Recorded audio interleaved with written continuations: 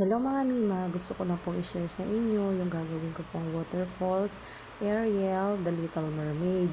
Lahat po yan, yung mga sand, yung mga bato ay binili ko lang po yan sa Shopee. Pangarap ko po kasi magkaroon ng The Little Mermaid Falls na magiging collection ko. Kasi matagal ko na po siyang favorite mula na napanood ko po siya.